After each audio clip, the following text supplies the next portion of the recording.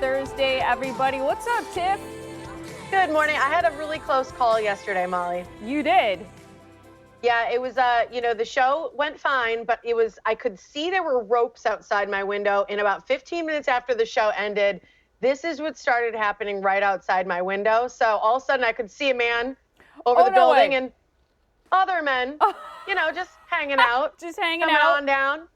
See, So what you may not know, so here, it was funny because I waved at him. He was super nice. This is what it would have looked like to me during the show because I actually have my curtains pulled. Oh so my I would have gosh. just seen a person, and it was loud because they hook this thing to the window. See right there? Yep. And so it suctions and it makes like a loud thud. So you would have heard that during the show if we had been 15 minutes earlier. Oh my gosh. It's hilarious that he waved to you. I personally would never take my hands off the rope. I would. Oh my gosh. Of all the jobs in the world, other than being a flight attendant because I'm so bad at flying, that job just totally freaks me out.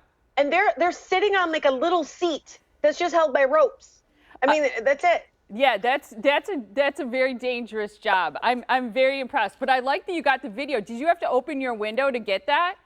Yeah, I did. So actually, what you're seeing there is two different windows, truthfully. It's the same guy, but he came down on two different sides of the windows. Oh, so the window okay. that's open would have been this window right here that you're seeing would have been right in front of me. So truly like right behind my laptop that I'm working on. That is hilarious. I wonder how often they clean the windows at your building. Do you have any idea?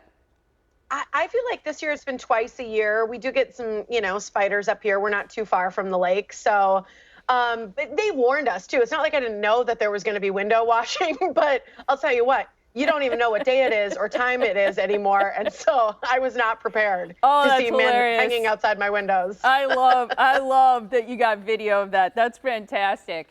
Okay, so speaking of freaky, I wanted to share, there was an article in Real Simple magazine about gross beauty mistakes that a lot of people make. So they had things, of course, like sharing a toothbrush, not flossing, going to bed with your makeup on, which I have done probably less than 5 to 10 times my whole life. We've all done that once in a while. The thing that they talked about, and I want to know if you've ever used this, because they ranked things like on the grossness level, like how gross it is, and some were like downright dangerous. This one was just considered somewhat gross, but they said not using a tongue scraper. Have you ever used a tongue scraper? I have one that's it's not what they're referring to, but it's on the back of my toothbrush and it's got the gristles for your tongue. Yes. And I brush my tongue too, but the scraper itself, which I think they're referring to the extra tool, I don't have that. I don't either, and I agree. I've seen the thing on toothbrush, and a lot of people will use their toothbrush to do the same thing. But they said that it was found that 90% of halitosis originates from the mouth, with 80% coming from the posterior third of your tongue.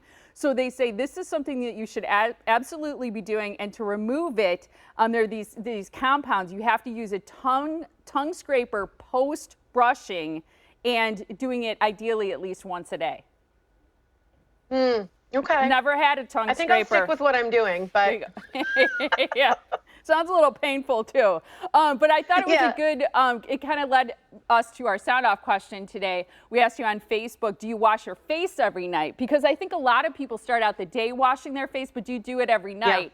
I think it's a good question for both guys and gals. So go to our Facebook page and let us know what you think. And I learned something about the skin the other day, and it's that at night your pores open up. So that's why it's super important to take your makeup off, because if it, your skin, your pores open up, whatever's on your face will absorb into your face. Interesting. Makes sense then, I guess. Yeah, totally. I got a little fast fact for you that I think is interesting. You can tell all your friends. Okay, I like it. What is it? AKA me. I'm your only friend. You like to think that.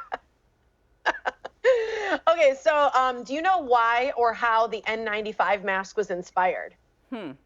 I mean, that's the one that's considered medical grade, or it has protection. I have no idea. Okay, so I love this. It was created by a woman. Her name is Sarah Little Turnbull, and she actually used to work for 3M, by the way. She created the first ever pre-made bows. She's like very, creative, done all these things. Anyway, it was inspired by a bra cup. Oh, well, it makes and if sense. you think of the way it looks, it looks like this. And so that was basically what inspired her. She apparently also helped design bacon bits, bugles. I mean, there's some other crazy things, but yeah, she created it based off of, she wanted something softer and more fitting and round to your face. And so she designed it based on a bra cup. Going from the bacon bits to the N95, I don't know, but that's fascinating. Yeah, and the first ever pre-made bow. Good for her. Good for her. She's got a variety of ideas. All right, good stuff.